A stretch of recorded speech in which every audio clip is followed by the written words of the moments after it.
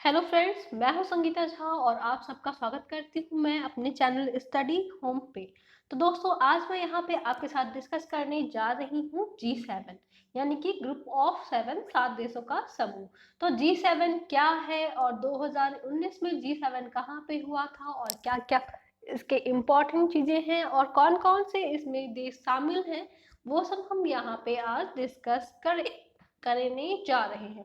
तो G7 में कौन कौन से कंट्री हैं दोस्तों? कनाडा है, फ्रांस है, जर्मनी है, इटली है, जापान है और यूनाइटेड किंगडम है और सबसे लास्ट में है आपका यूएसए यानी कि संयुक्त अमेरिका। ओके, तो ये 7 देश जो है वो आपके G7 के प्रमुख देश हैं। तो चलिए देखते हैं। G7 जो है ये साल 2020 में फ्लोरिडा के आलिशान गोल्फ क्लब में होने वाली थी। और लेकिन क्या हुआ ये कि आजकल कोरोना वायरस बहुत ज़्यादा फैल गया है, तो राष्ट्रपति ट्रम्प जो थे वो अपने फ्लोरिडा के गोल्फ क्लब में G7 का 2020 का आयोजन करने वाले थे, G7 शिखर सम्मेलन का, लेकिन ये किसी कारणवश कैंसिल हो गया है, जो कि आपका जून में था।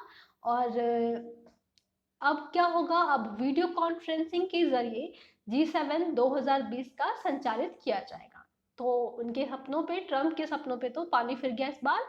तो चलते हैं 2019 में G7 कहाँ पे हुआ था और इसके इम्पोर्टेंस क्या क्या हैं, फ्रांस ने भारत को क्यों आमंत्रित किया, ये भी रीजन हम आपको इस वीडियो में बताएंगे।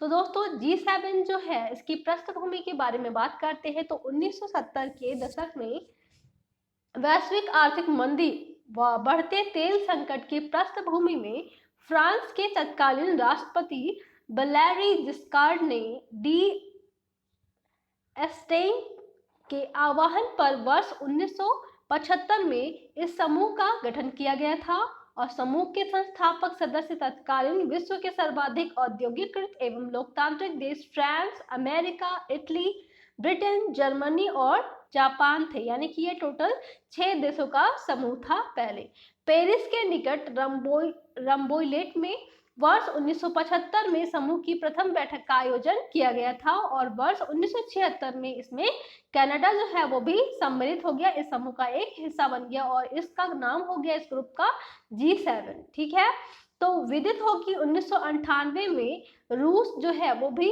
इसमें शामिल होने की कोशिश किया रूस ने, और तब ये G7 से G8 के रूप में जाना जाने लगा। लेकिन 2014 में क्रीमिया पर रूस ने कब्जा कर लिया और इसके चलते अनिश्चित काल के लिए रूस को निलंबित कर दिया गया G7 समूह से और ये वापस G8 से फिर से वापस G7 का समूह हो गया। ठीक है, तो चलिए अब देखते हैं G7 समूह आखिर है क्या और ये कैसे काम करता है, आखिर ये क्या काम करता है। तो आप देख रहे होंगे पिक्चर में कि कैसे G7 समूह के मित्र देश के कंट्री के राष्ट्रपति और वहाँ के प्रधानमंत्री और फ्रांस की चांसलर एंजेला मार्केल ये सब कैसे खड़े हैं अपने अपने देश के झंडों के साथ। तो दोस्तों, G7 आखिर कैसे काम करता है और ये है क्या? तो G7 क्या है? G7 दुनिया की 7 सबसे बड़ी कथित विकसित और उन्नत अर्थव्यवस्था वाले देशों का एक समूह है, जिसमें Canada, France, Germany, Italy, Japan, Britain और अमेरिका शामिल है। इसे ग्रुप ऑफ 7 भी हम कहते हैं। समूह खुद को कम्युनिटी ऑफ वैल्यूज यानी कि मूल्यों का आदर करने वाला समुदाय मानता है। स्वतंत्रता और मानवाधिकारों की सुरक्षा, लोकतंत्र और कानून का शासन और समृद्धि और सतत विकास इसके प्रमुख सिद्धांत हैं। तो G7 जो है वो एक अनौपचारिक संगठन है। इसका ना तो कोई ऑफिस है, ना तो कोई हेडक्वार्टर है और ना ही इसका कोई सचिवालय है। और G7 समूह के मेंबर देश विश्व के ज्वलंत मुद्दों पर वार्ता करने व उसका समाधान निकालने के लिए वार्षिक शिखर सम्मेलन का आयोजन करते हैं। और क्या होता है इसमें, यह ग्रुप दुनिया की 7 सबसे बड़ी उन्नत अर्थव्यवस्थाओं के साथ वैश्विक संपत्ति का 62% जो है से अधिक का प्रतिनिधित्व ये सातों देश करते हैं। और G7 शिखर सम्मेलन में यूनाइटेड यूनियन नेशन, जिसे हम बोलते हैं UN, तो ये भी शामिल होता है। UN परिषद, यूनाइटेड नेशन परिषद, ये भी शामिल होता है। और इसके अध्यक्ष जो हैं वो हैं डोनाल्ड टस्क। ठीक है, तो इसके अध्यक्ष भी शामिल होते हैं यूएन परिषद के अध्यक्ष और बाकी 7 देशों के मेंबर।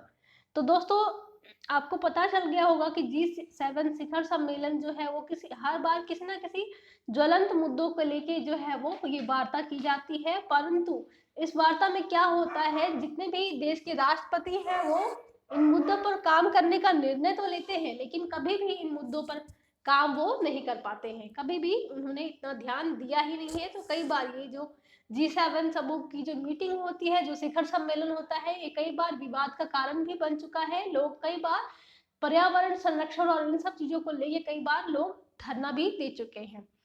तो आगे चलते हैं। G7 देशों के मंत्री और नौकरशाह आपसी हितों के मामले पर चर्चा करने के लिए हर साल शिखर सम्मेलन का आयोजन करते हैं और प्रत्येक देश सदस्य देश बारी बारी से इस समूह की अध्यक्षता करता है। यानी कि एक बार फ्रांस में ये मीटिंग होती है, तो एक बार अमेरिका में होती है, एक बार आपकी जापान में होगी, एक बार कनाडा में होगी, ठीक है। तो इसी तरीके से ये बारी बारी इस समूह के अध्यक्षता को संपन्न करते हैं और 2 दिवसीय वार्षिक शिखर सम्मेलन की मेजबानी इन्हीं 7 में से कोई एक कंट्री भी करती है। यह प्रक्रिया एक चक्र के रूप में चलती है, जैसे ऊर्जा नीति, जलवायु परिवर्तन, HIV एड्स और वैश्विक सुरक्षा जैसे कुछ विषय हैं जिन पर पिछले शिखर सम्मेलनों में कई बार चर्चाएं की गई हैं। शिखर सम्मेलन के अंत में एक सूचना जारी की जाती है जिसमें सहमति वाले बिंदुओं का जिक्र होता है, लेकिन ये सारे देश आपस में सहमत हो जाए ये संभव नहीं है। तो कभी ना कभी हमेशा इनमें मनमुटाव बना रहता है और कोई ना कोई जरूर टूट जाता है। मित्र देश है ये साथ, लेकिन कोई ना कोई किसी ना किसी बीच में इनके बीच में मनमुटाव जरूर रहता है ट्रेड वॉर को लेके। शिखर सम्मेलन में अन्य देशों और अंतरराष्ट्रीय संगठनों के प्रतिनिधियों को भी भाग लेने के लिए आमंत्रित किया जाता है और 2019 में हमारे देश के प्रधानमंत्री नरेंद्र मोदी को भी इस सम्मेलन में फ्रांस ने आमंत्रित किया था। इस बार शिखर सम्मेलन में चर्चा का मुख्य विषय है असमानता के खिलाफ लड़ाई, ठीक है। ये साल 2019 का मुख्य विषय था। हर साल शिखर सम्मेलन के खिलाफ बड़े स्तर पर विरोध प्रदर्शन होते हैं। पर्यावरण कार्यकर्ताओं से लेकर पूंजीवाद के खिलाफ आवाज उठाने वाले संगठन इन विरोध प्रदर्शनों में जरूर शामिल होते हैं और इन विरोध प्रदर्शन को रोकने के लिए भारी दल बल की जरूरत पड़ती है। भारी मात्रा में पुलिस और आर्मी वाले लगाए जाते हैं। तो G7 वास्तव में है कितना प्रभावी वो मैं आपको बताती हूँ। तो G7 की आलोचना यह कहकर की जाती है कि यह कभी भी प्रभावी संगठन नहीं रहा है। हालांकि समूह कई बार अपनी सफलताओं का दावा करता है, जिनमें एड्स, टीबी और मलेरिया से लड़ने के लिए वैश्विक फंड की शुरुआत करना भी। ये बोलते हैं कि हमने ये पॉजिटिव काम किए हैं, लेकिन जरूरी नहीं है। समूह का दावा है कि इसने साल 2002 के बाद से अभी तक यानी कि 2019 तक 2.7 करोड़ लोगों की जान बचाई है। समूह यह भी दावा करता है कि 2016 के पेरिस जलवायु समझौते को लेकर लागू करने के पीछे इसकी भूमिका है। हालांकि अमेरिका ने इस समझौते से अलग हो जाने की बात कही है। तो ये कई बार फ्रांस के राष्ट्रपति ने इसको G6+1 करके डिस्क्राइब किया था, क्योंकि G6 में 6 कंट्री तो थे, लेकिन अमेरिका को उन्होंने औपचारिक रूप से ही बोला था। तो G6+1 हो गया था ये पिछले साल अमेरिका के मतभेद को लेके, क्योंकि उन्होंने पेरिस जलवायु समझौते पर अमेरिका जो है उसने अपना अलग ही रुख कायम कर रखा है, इसलिए इनके बीच में आपसी समझौते जो है वो कभी भी एकमत नहीं हो पाते हैं। और आपको पता ही होगा कि चीन इस समूह का हिस्सा नहीं है। चीन जो है वो दुनिया की सबसे तेजी से बढ़ती अर्थव्यवस्था है, जो कि दूसरे नंबर पे है, लेकिन फिर भी चीन को इस अर्थव्यवस्था में इस G7 के समूह में शामिल नहीं किया गया है। तो इसका भी एक बड़ा रीजन है क्यों शामिल नहीं किया गया है, क्योंकि चीन दुनिया की दूसरी सबसे बड़ी अर्थव्यवस्था है, फिर भी वो इस समूह का हिस्सा नहीं है। इसकी वजह यह है कि यहाँ दुनिया की सबसे बड़ी आबादी रहती है और प्रति व्यक्ति आय जो है वो G7 प्रति व्यक्ति संपत्ति जो है वो G7 समूह देशों के मुकाबले बहुत ज्यादा कम है। ऐसे में चीन को उन्नत या विकसित अर्थव्यवस्था नहीं माना जाता है, इसी वजह से इनको G7 में शामिल नहीं किया गया है। हालांकि चीन G20 देशों के समूह का एक हिस्सा है और जितने देश G7 में शामिल नहीं है उनमें से बहुत सारे देश G20 में शामिल हैं, जैसे हमारा भारत और चीन, ये दोनों है G20 में शामिल है। और ब्राजील जो है वो तेजी से बढ़ती अर्थव्यवस्था है, तो ब्राजील को भी इसमें शामिल किया गया है। तो यहाँ पे क्या हुआ, चीन जो है वो G20 देशों का समूह का हिस्सा है और इस समूह में शामिल होकर वह अपने यहाँ संघाई जैसे आधुनिकतम शहरों की संख्या बढ़ाने पर काम कर रहा है। यानी कि संघाई शहर जो है वो दुनिया में सबसे महंगा शहर कहलाता है। तो संघाई शहर जो है, चीन जो है वो चाहता है कि दुनिया में संघाई की तरह, टोक्यो भी बहुत ज्यादा महंगा है, तो संघाई की तरह और भी शहरों को वो विकसित कर सके। चीन इसी वजह से G20 में शामिल हुआ है। और कहा भी जाता है कि G20 जो है वो इतनी तेजी से बढ़ती अर्थव्यवस्था है, G20 इतनी तेजी से काम कर रही है कि वो साल 2050 तक G7 के कई देशों से आगे बढ़ जाएगी। उनकी अर्थव्यवस्था, उनकी जो पूंजी है वो G20 के कई देशों से, G7 के कई देशों से आगे बढ़ जाएगी। तो इसमें क्या किया गया था, भारत को आमंत्रित किया गया था। भारत को इस 2019 में आमंत्रित क्यों किया गया, क्योंकि भारत G7 देशों का सदस्य नहीं है। इसके बावजूद इस सम्मेलन में अगर भाग ले रहा है, तो इसका सबसे बड़ा कारण ये है कि फ्रांस के राष्ट्रपति और भारत की बढ़ती नजदीकियां, यानी कि फ्रांस और भारत जो है वो आपस में एक दूसरे के पास आ रहे हैं, एक दूसरे की नजदीकियां जो है उनमें बढ़ रही है। दरअसल फ्रेंच राष्ट्रपति इमैनुअल मैक्रों ने खास देशों को आमंत्रित किया है जो दुनिया की राजनीति में खास जगह रखते हैं, और इस सूची में भारत का नाम सबसे ऊपर है। भारत के साथ साथ ऑस्ट्रेलिया, स्पेन, दक्षिण अफ्रीका, सेनेगल और रवांडा जैसे देशों को भी ठीक भारत की तरह इस सम्मेलन में शामिल होने का न्योता फ्रांस ने भेजा है। भारत के विदेश मंत्रालय के मुताबिक G7 देशों के समूह सम्मेलन में पीएम मोदी को आमंत्रित किया जाना दुनिया में भारत की बढ़ती पहचान को दिखाता है। और भारत के लिए G7 सम्मेलन इतना ज़्यादा इम्पोर्टेंट क्यों रखता है, इतना ज़्यादा इम्पोर्टेंस क्यों रखता है, क्योंकि भारत की दृष्टि में यह सम्मेलन बड़ा खास रहा है। दरअसल प्रधानमंत्री नरेंद्र मोदी ने कश्मीर पर भारत और पाकिस्तान के बीच तीसरे पक्ष की मध्यस्थता के लिए किसी भी गुंजाइश को स्पष्ट रूप से खारिज कर दिया है, और उन्होंने कहा है कि दोनों देश सभी आपसी मुद्दों पर चर्चा कर सकते हैं और उन्हें हल कर सकते हैं। यानी कि भारतीय प्रधानमंत्री ने ये क्लियर कर दिया है कि भारत और पाकिस्तान के बीच में जो कश्मीर है उस पर चर्चा करने के लिए, उस पर मध्यस्थता के लिए उन्होंने किसी भी देश को आने के लिए इनकार कर दिया है। यानी कि कोई भी देश एज अ मीडिएटर वर्क नहीं करेगा भारत और पाकिस्तान के बीच कश्मीर मुद्दे को लेके।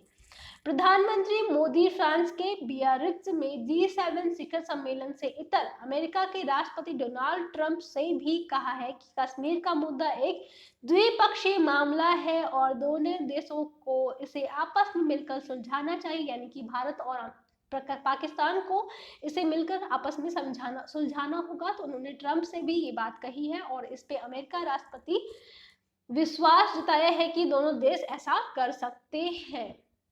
और इस शिखर सम्मेलन की चुनौतियां क्या है, जलवायु परिवर्तन है, जिसमें सारे देश, तो जितने G7 के मेंबर देश हैं वो एक मत है, लेकिन अमेरिका जो है वो जलवायु परिवर्तन के मुद्दे पे एक मत नहीं है। इसलिए कई बार इन देशों के बीच में आपसी विवाद भी खड़ा हो चुका है, और फ्रांस ने ईरान को भी शामिल कर लिया था, लेकिन अमेरिका जो है वो अमेरिका और ईरान के बीच में दुश्मनी होने की वजह से अमेरिका के जो राष्ट्रपति हैं डोनाल्ड ट्रंप, वो फ्रांस के राष्ट्रपति से गुस्सा हो गए थे।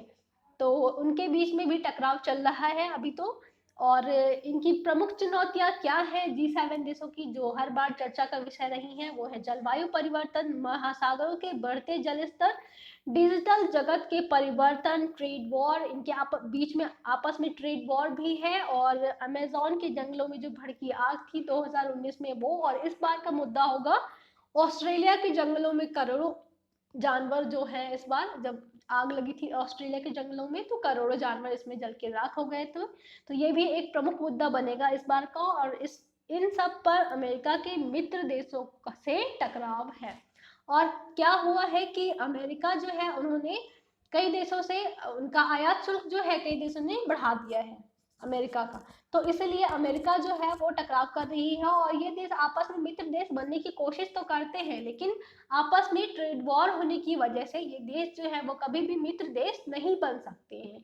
और ये कई बार कई मुद्दों पर एकमत होने को बोलते हैं और ये कई बार उस मुद्दे को उठाते भी हैं, लेकिन आगे उस पर कभी भी वर्क नहीं करते, कोई काम नहीं करते। तो इसलिए भी ये कई बार विवाद में रहा है G7 शिखर सम्मेलन।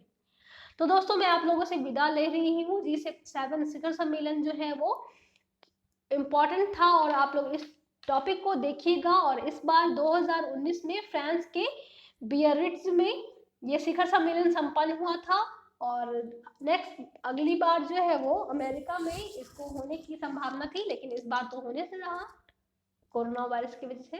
तो आप लोग बताइएगा जो मैंने आपको पढ़ाया वो कैसा लगा। आप सबका बहुत बहुत धन्यवाद मुझे सुनने के लिए। Thank you.